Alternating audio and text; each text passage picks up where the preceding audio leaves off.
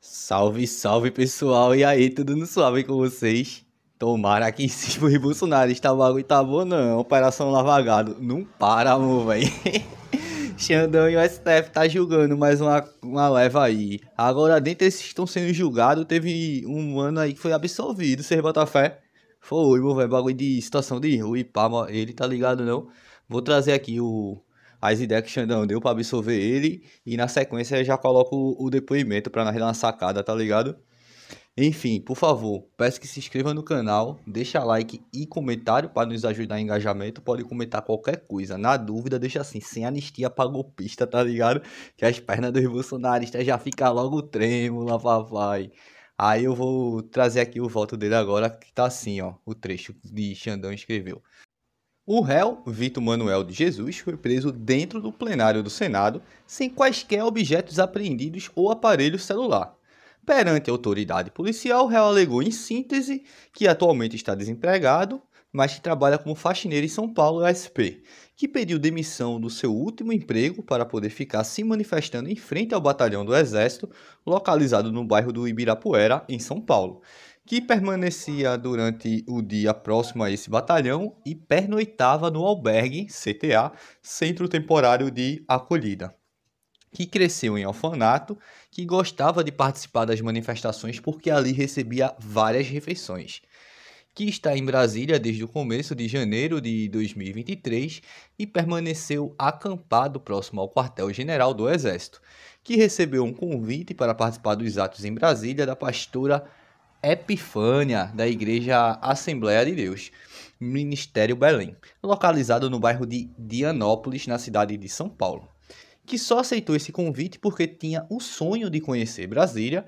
que lhe foi oferecido o telefone desta delegacia para comunicar alguém de sua família ou amigo sobre a sua prisão. O Paz declinou desse direito por não ter a quem fazê-lo, que adentrou no Congresso Nacional porque queria conhecê-lo, que não participou da destruição de qualquer bem público ou privado. Ih, meu velho, bora lá. Esse bagulho de ficar acampado em São Paulo, Brasília e tal. Mas enfim, se Xandão absolveu, tá absolvido, é inocente completamente. Bora lá. Em seu interrogatório em juízo, alegou em síntese que é uma pessoa em situação de rua, proveniente de orfanato, que pernoitava no CTA, que durante o dia dirigia ao quartel-general do Ibirapuera para se alimentar, que frequentava a igreja Comunidade Cristã nos Jardins, com a oferta de ônibus para Brasília, resolveu conhecer a capital federal e tentar uma vida melhor. Ao chegar em Brasília, instalou-se no QG do Exército apenas para comer e se abrigar, não tendo intenção política. Não sabe o que é golpe de Estado, o que significa depor o governo, não bolsonarizou nenhum prédio, nenhum bem público, que ingressou no Senado acompanhando a multidão e que no interior do Senado apenas ficou em oração. E tá muito bolsonarista esse absolvido pro meu gosto. Mas vamos lá, seguindo as ideias. A autoria delitiva não foi suficientemente comprovada, persistindo dúvida razoável acerca do dolo do agente. De acordo com os interrogatórios, o acusado, antes de ser preso, estava na condição de pessoa em situação de rua, conforme documento do Centro de Acolhida para Adultos 2, por 24 horas, Centro Temporário de Acolhimento CTA, Vila Mariana, São Paulo, SP, anexado em tal documento. Aí vem aqui um documento, tá ligado não? Do Centro de Acolhida lá e pá, dizendo que de fato ele ficava lá, que... Aí tá aqui, ó. Solteiro, 23 anos, natural de Itapecerica da Serra, ensino médio completo, esteve anteriormente acolhido neste equipamento entre março de 2019 a maio de 2020, que nunca protagonizou conflitos, demonstrando ser participativo nas atividades e colaborativo, apresentando boa sociabilidade com os demais conviventes. Obteve saída qualificada para moradia autônoma com reinserção ao mercado de trabalho. Em agosto de 2022, retornou ao CTA e novamente foi reinserido no mercado de trabalho. Contudo, em 12 de novembro de 2022, foi desligado do equipamento devido a excesso de faltas não justificadas e não retornou ao equipamento para retirar seus pertences. Como estava vinculado sob o regime de consolidação das leis trabalhistas, CLT, com esta mesma instituição, Centro de Capacitação para a Vida, Projeto Neemias, CCPV, foi sabido por meio do Departamento de Recursos Humanos que seu desligamento ocorreu em 16 de novembro de 2022 devido a abandono de trabalho. Aí segue.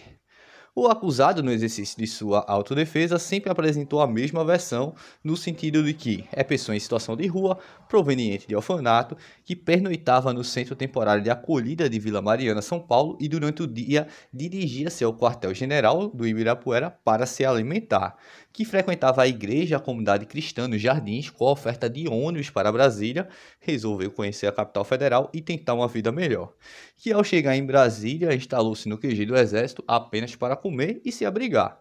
Não sabe o que é golpe de Estado ou o que significa depor governo. Ressalta-se ainda que não consta quaisquer laudo de desfavor do acusado, inclusive por não haver aparelho celular apreendido conforme consignou a autoridade policial no ofício de tal número aqui de tal documento. Aí tem aqui um documento mostrando que quando a polícia pegou ele estava sem celular. Aí segue. Corrobora ainda a narrativa do acusado no sentido de ser pessoa em situação de rua e de que permaneceria no QG para se alimentar e se abrigar. A manifestação da Defensoria Pública da União, DPU, em tal documento, com questionamentos relativos ao cumprimento da medida cautelar. Aí vem assim. O acusado, antes de ser preso, estava na condição de morador de rua, conforme documento do Centro de Acolhida para Adultos 2, por 24 horas, Centro Temporário de Acolhimento, CTA, Vila Mariana, São Paulo, SP, documento juntado com as alegações finais, e foi colocado em liberdade e submetido a medidas cautelares, o que inclui o monitoramento eletrônico por uso de tornozeleira eletrônica. Sem endereço certo, o processo para a execução da medida cautelar foi remetido à Vara de Execuções Penais de Brasília. E entidades assistenciais permitiram que ele conseguisse trabalho e moradia temporária em uma chácara próxima ao Riacho Fundo, Distrito Federal. Além disso, está se apresentando a VEP conforme determinado. Ocorre que a pessoa que o contratou para morar e trabalhar na chácara vai dispensá-lo nos próximos dias e o acusado ficará sem moradia no Distrito Federal. Mesmo sem abordar a questão processual quanto à medida cautelar determinada no processo, a questão sociofamiliar do acusado por si só já é de difícil solução. A condição de morador de rua decorre da ausência ou enfraquecimento de vínculos familiares, da violência, da perda da autoestima, do alcoolismo e uso de substâncias ilícitas. Neste sentido, o cumprimento da medida cautelar como determinada, especificamente em relação ao acusado, apresenta um componente a mais decorrente justamente deste fator social. Fazendo um recorte, uma avaliação mais apressada e absolutamente incorreta, como aliás por vezes já visto na primeira instância, se costumava negar a liberdade provisória e progressão ao regime aberto, juntamente com o argumento de que os moradores de rua não tinham condições de cumprir as medidas cautelares. Essa linha de pensamento faz com que a pessoa mais vulnerável tenha menos direitos e inferior proteção dos direitos fundamentais, gerando uma grande contradição no sistema jurídico.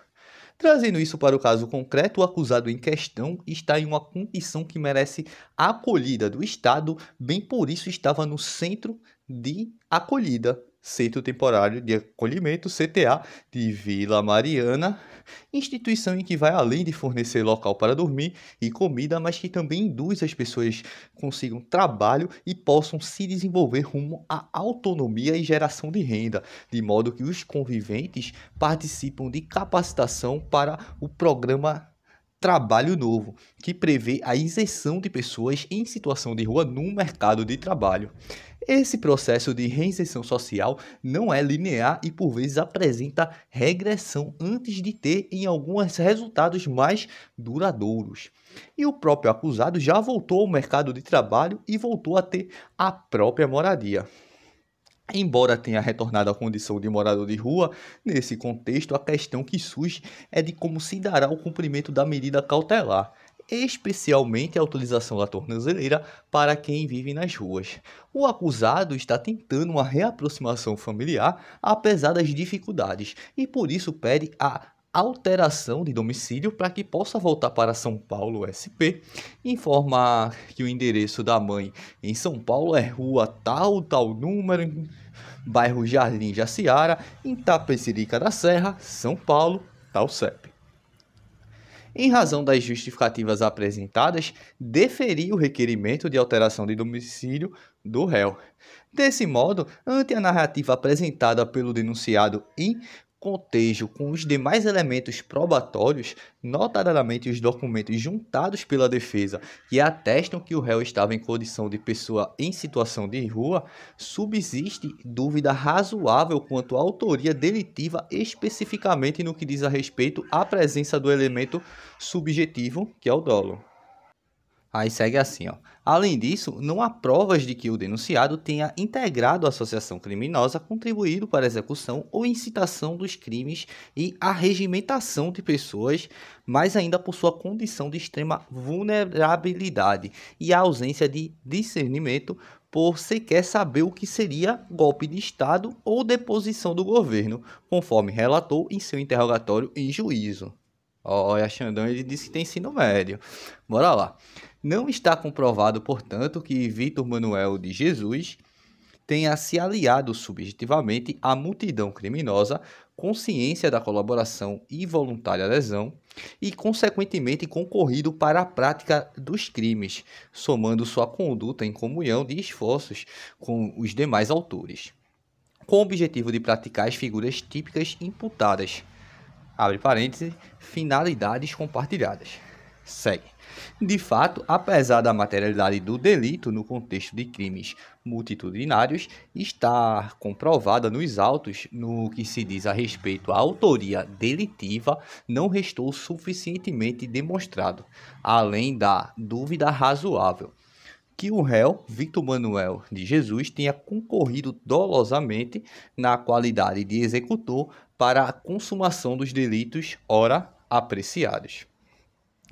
A presunção de inocência condiciona toda a condenação a uma atividade probatória produzida pela acusação e veda taxativamente a condenação, inexistindo as necessárias provas, devendo o Estado comprovar a culpabilidade do indivíduo, que é constitucionalmente presumido inocente, sob pena de voltarmos ao total arbítrio. Trata-se de um dos principais basilares do Estado de Direito como garantia processual penal, visando a tutela da liberdade pessoal e possui 4 básicas funções: limitação à atividade legislativa, critério condicionador das intérpretes nas normas vigentes, critério de tratamento extraprocessual como inocente em todos os seus aspectos, e a obrigatoriedade de o ônus da prova da prática de um fato delituoso ser sempre do acusador. Aí segue. Há a necessidade de o Estado acusador comprovar a culpabilidade do indivíduo mediante o contraditório, que é constitucionalmente presumido inocente, vedando-se o odioso afastamento de direitos e garantias individuais e a imposição de sanções com o devido processo legal. A STF aqui mostra um habeas corpus lá de relatoria do ministro Celso de Mello, da segunda turma, e um outro aqui do relatório do Aires Brito, segunda turma e tal, e outro aqui, habeas corpus também de Celso de Mello, da segunda turma, para citar de exemplo. Aí segue. Em nosso sistema acusatório, é incontroversa a obrigatoriedade de o ônus da prova ser sempre do Ministério Público e, portanto, para se atribuir definitivamente ao réu qualquer prática de conduta delitiva, são imprescindíveis provas efetivas do alegado, produzidas sob o manto do contraditório e da ampla defesa, sob pena de simulada e inconstitucional inversão do ônus da prova, o que não ocorreu na presente hipótese. O Estado de Direito não tolera meras conjecturas e ilações do órgão de acusação para fundamento contraditório em ação penal, pois a prova deve ser robusta, consistente, apta e capaz de afastar a odiosa insegurança jurídica que tornaria inviável a crença nas instituições públicas, como bem destacado por esta Corte Suprema em julgamento do habeas corpus de tal número aqui, Iraipá, da relatoria da ministra Rosa Weber, que, apreciado o tema da responsabilidade penal, afirmou a imprescindibilidade de, aspas, ser reconhecida a presença de prova acima de qualquer dúvida razoável, a presunção de inocência ou de não culpabilidade é princípio cardeal no processo penal em um Estado democrático de direito. As provas, portanto, precisam ser incontestáveis, não se admitindo condenações com base em dúvida razoável, como destacado pelo então decano da Suprema Corte, ministro Celso de Mello. Aspas. Nenhuma acusação penal se presume provada. Esta afirmação que decorre do consenso doutrinário e jurisprudencial em torno do tema apenas acentua a inteira sujeição do Ministério Público ao ônus material de provar a imputação penal consubstanciada na denúncia com a superveniência da Constituição de 1988. Proclamou-se explicitamente um princípio que sempre existiria de modo imanente em nosso ordenamento positivo, o princípio da não culpabilidade. AP 858, Distrito Federal, pleno, trecho do voto do ministro Celso de Mello, acórdão publicado no DJE de 7 de novembro de 2014. Aí segue aqui. O estado de dúvida obstaculiza o juízo condenatório, devendo-se sempre ressaltar o papel do processo penal como instrumento de salvaguarda das liberdades individuais, conforme bem sublinhou o ministro Celso de Mello nos votos que proferiu na AP 869, segunda turma, e pá, de relatoria de Teori Zavascki, 29 de setembro, outro habeas corpus aqui da primeira turma, também de Celso de Mello. Aí segue. Nenhuma das provas produzidas e reconhecidas pelo plenário do Supremo Tribunal Federal como suficientes para a procedência total das AP 1060, 1183, julgadas aqui, aí se aceitar outras AP também, aí segue. Está presente em relação ao Vítor Manuel de Jesus, gerando razoável dúvida sobre a presença de seu dolo para a prática das infrações penais. Na presente ação penal, inexiste qualquer elemento probatório que possa, sem dúvida razoável, comprovar seu elemento subjetivo do tipo dolo para a prática dos crimes imputados pela Procuradoria-Geral da República. Nesse sentido, essa Suprema Corte já decidiu pela absolvição quanto à persistência da dúvida razoável a demonstrar o elemento subjetivo do acusado da AP 1423, de relatoria do ministro Alexandre de Moraes, o Xandão, plenário julgado em 18 de março de 2024 e DJE de 19 de abril de 2024 e AP 508 de relatoria da Rosa Weber, primeira turma, julgada em 13 de dezembro de 2016 e DJE de 26 de junho de 2017.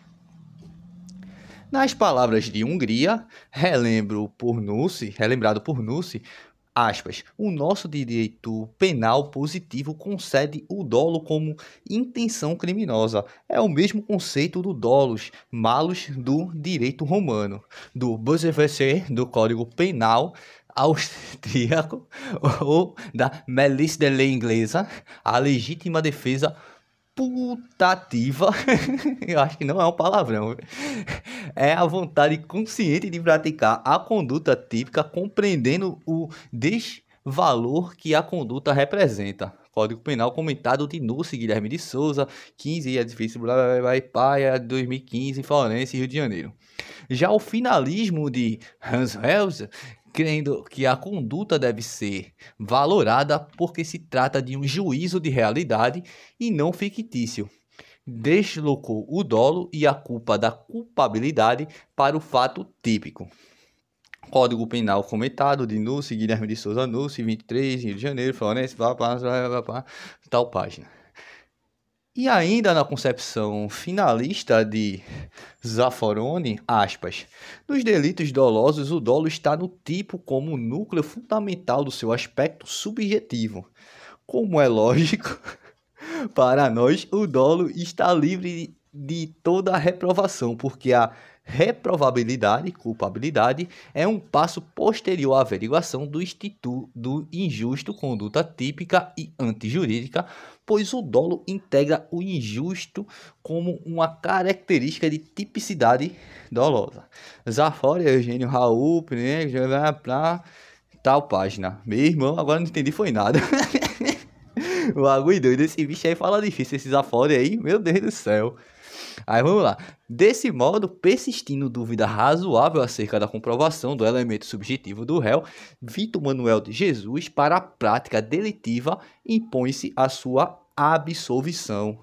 Vê só, meu velho. Aí, diante do exposto, rejeito preliminar e julgo improcedente a ação penal promovida contra Victor Manuel de Jesus para absolvê-lo das práticas dos crimes previstos nos artigos 288, parágrafo único, associação criminosa armada, 359-L, abolição violenta do Estado Democrático de Direito, e 359-M, golpe de Estado, 163, parágrafo único 1, 2, 3 e 4, dano qualificado pela violência e grave ameaça, com emprego de substância inflamável contra o patrimônio da União e com considerável prejuízo para a vítima. Todos do Código Penal, e ainda o artigo 621, deterioração do patrimônio tombado, Lei 9.605 de 1998, na forma do artigo 69 do Código Penal, por não constituir o fato infração penal nos termos do artigo 386, 7 Código do Processo Penal. Pronto, e essas aí foi as ideias que Xandão deu pra absolver ele. Meu velho, eu só não vou dizer que eu discordo, porque teve um bagulho aqui de Zafori, que ele disse que nos delitos dolosos o dolo está no tipo como o núcleo fundamental de seu aspecto subjetivo. Aí como eu não entendi nada disso que eu li, então esse bicho deve ser inocente mesmo, eu não tenho nem como refutar, né? Depois de uma fala dessa, ó, vou repetir. Nos delitos dolosos, o dolo está no tipo como um núcleo fundamental de seu aspecto subjetivo. E só demonstrei um bagulho desse aí, velho, não tenho nem como contra-argumentar, meu velho. Deixa eu pegar aqui agora o depoimento do inocente, para nós dar uma sacada.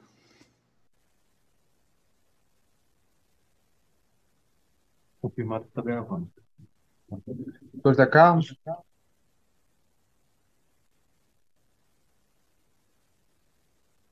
Tem excelência. Alô? Oi.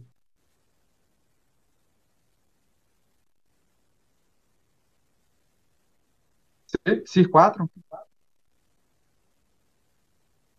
Igor. Excelência? Sim, doutor. Desculpa. Não, tá É possível, ligado. é possível retirada de algemas sem prejuízo? Excelência, eu tô sozinho aqui. Eu tenho que chamar mais um para me passar a arma aqui pro policial. Tá, então será mantida. Senhor Vitor Manuel, nós fizemos já o interrogatório do senhor, mas por um problema de gravação, nós vamos precisar refazer o ato. Tá, doutor Zé Carlos, né, a defensoria não trouxe nenhuma testemunha. Já foi possível fazer a entrevista reservada. O senhor precisa novamente? Não, excelência. José Carvalho.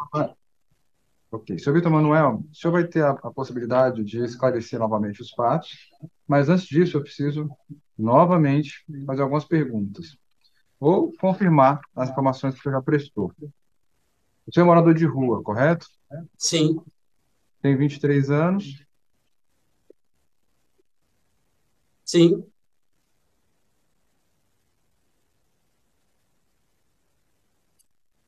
Não dá pra ouvir, não. Não, tá falando. Não dá pra ouvir, não. Tô falando.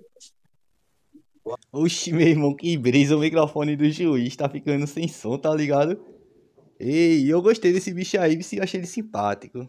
O áudio do senhor tá mutado, excelência. Não, não está não. Tá. Pronto. Tá, posso continuar? Sim. Tá, o senhor já respondeu um crime, mas já foi absolvido, correto? Sim. O senhor tem direito de ficar em silêncio, mas o senhor foi acusado, né, de associação criminosa, abolição violenta do Estado, golpe de Estado, dano qualificado a patrimônio público, deterioração de patrimônio tombado. O senhor pretende responder as perguntas que lhe forem feitas? Não, senhor. Tá. Só do advogado. As perguntas que seriam feitas ao senhor é: como é que o senhor chegou a Brasília? Se o senhor recebeu alguma ajuda ou financiamento? Se o senhor passou por revista? Se o senhor levou algum instrumento que pudesse ser considerado uma arma branca? Se a polícia facilitou ou de alguma forma auxiliou na entrada dos prédios públicos? Se o senhor entrou em prédios públicos? Se o senhor praticou alguma violência contra o agente de segurança ou contra o patrimônio público, se isso tem algum fundamento político, se o senhor tem algum questionamento com relação ao resultado das urnas, ou acreditava nas palavras do ex-presidente Jair Bolsonaro, se o senhor, se por acaso ele tivesse reconhecido a derrota nas urnas, se o senhor teria ainda assim se deslocado até Brasília. Diante de o senhor optar pela resposta somente das perguntas da defesa, pergunto ao doutor Rodrigo pela acusação se tem alguma pergunta. Sem pergunta, Excelência. Obrigado. A DPU, doutor José Carvalho, está com a palavra. Sim, Excelência, boa tarde de novo, mais uma vez repetindo esse ato. Senhor Vitor Manuel, vamos repetir aquilo que a gente já conversou. O senhor disse que era morador de rua, aonde lá em São Paulo? O senhor é de São Paulo, né? Sim, Aonde que o senhor morava lá? no CTA Vila Mariana, O senhor um pode albergue, explicar o que é CTA? Centro Temporário de Acolhida, um Por que albergue, que você vivia lá? somente de comida, banho e dormir. Isso, e dormir. É, o senhor, como que o senhor foi parar no CTA? Qual é o seu antecedente de vida? O que aconteceu antes? Eu morei antes do CTA, eu morei em um orfanato, lá em Juquitiba, Isso. Por quê? por abandono. Você pode me explicar melhor essa questão do abandono? O que aconteceu? Quais eram as condições de vida que o senhor vivenciava naquela época, do que o senhor se lembra? A minha mãe passava por dificuldade financeira, não tinha estabilidade para se sustentar, não tinha dinheiro, era uma situação muito difícil. Comia até só farinha, não tinha nem arroz, feijão, nem carne para poder se alimentar. Sim, aí o senhor foi para o orfanato, então, né? Foi? Caiu? Não, doutor José Carvalho, eu ouço o senhor perfeitamente. Foi? Sim, sim. Então, depois Talvez a disso, imagem, talvez lá no CDP tenha congelado. Só aguardar um pouco o buffer acumula de novo e ele para mim volta ao normal. congelou aqui. Tá certo. Pronto, pode ir, doutor. Senhor Vitor Manuel, então, o senhor vivia lá no CTA. É, além do CTA, o senhor, o que tinha ao lado desse CTA que o senhor frequentava bastante? A igreja, Que igreja o senhor pode relatar para gente? Comunidade Cristã nos Jardins. Nos Jardins. Era só o senhor lá do CTA que participava ou alguém mais? Sim, fora eu, também tinha um povo que morava lá mesmo, que frequentava lá em cima a igreja. É, além desse CTA, né, eu sei que o senhor participou, foi até o QG lá em São Paulo. Sim, É verdade isso? verdade. Por que que o senhor ia para lá? Para comer. Isso. Me explica melhor, por que para comer? O CTA tem ou não tem comida? Não, o CTA eles têm um horário estabelecido para comida, mas é só à noite que tinha, né, para pernoite. Agora, durante o dia, não tinha. Aí eu ficava lá no QG para poder comer. Comer. Então, muito bem. Então, o senhor ia para lá só para comer, né? Era só o senhor Sim, que ia lá para comer? Ou tinha só. mais gente? Eu lembro só eu.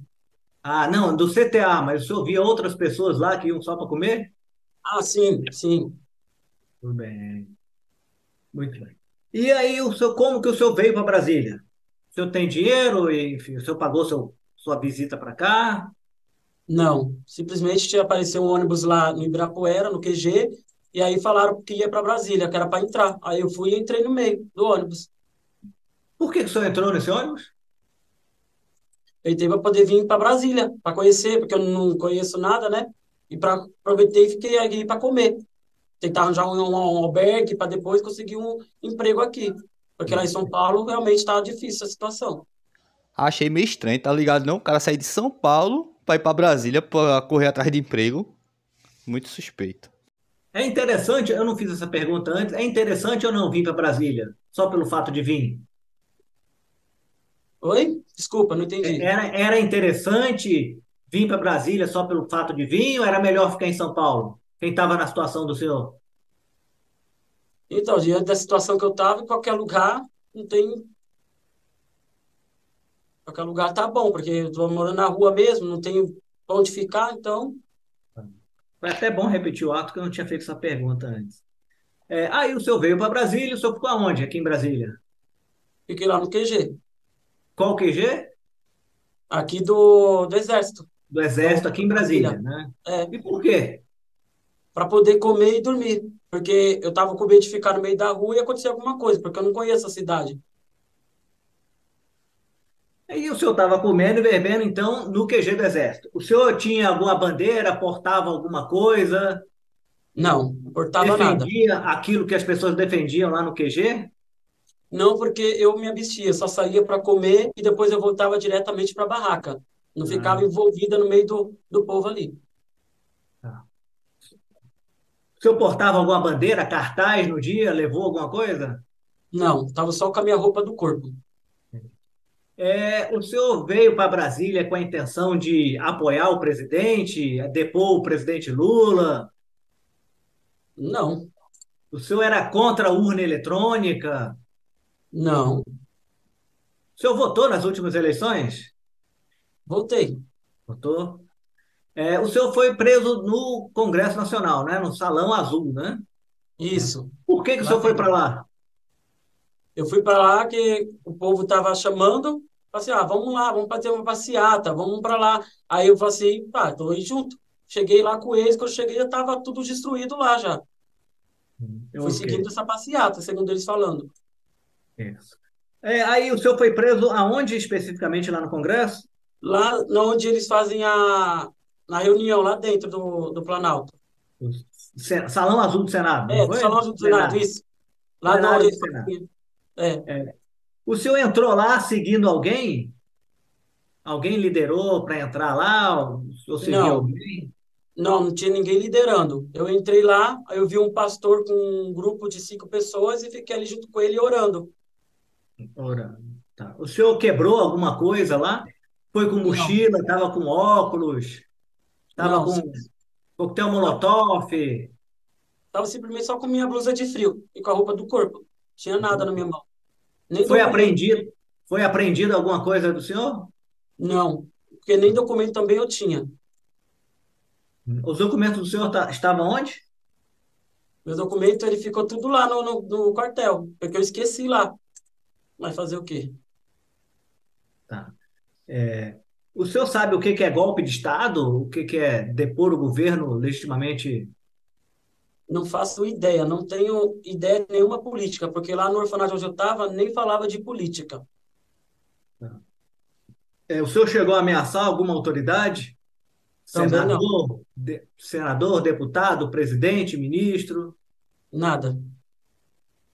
Excelência, acho que é só. Acho que repetimos o que tínhamos feito antes. Senhor Vitor? Ok, doutor Zé Carvalho, obrigado. Senhor Vitor Manuel, o senhor está devolvido. O interrogatório do senhor está encerrado. Uma boa tarde. Doutor Zé Carvalho, doutor Rodrigo, 402, inscritos, os senhores estão intimados já da audiência. De acordo, Excelência. Boa tarde. Pronto, e aí é o depoimento dele, interrogatório. Inclusive, deu pra perceber que o bagulho foi uma regravação, né? Que ele já tinha prestado depoimento, só que devido a algum erro, segundo a galera aí, a excelência disse, né? Teve que regravar. Na humildade, por favor, se inscreve no canal, deixa like, comenta, por favor, pode comentar qualquer coisa para ajudar o vídeo a chegar mais longe. E se puder também virar membro do canal, é menos de R$2, tá ligado? E tem acesso a vídeos exclusivos. Tamo junto, até a próxima. Pra golpista é sem anistia e sem saidinha, porque golpista bom é golpista preso, meu véi. Inscreva-se, curta e compartilhe. E se possível, manda um Pix. Estou precisando muito e só o Bolsonaro que não precisa recebeu. Até a próxima!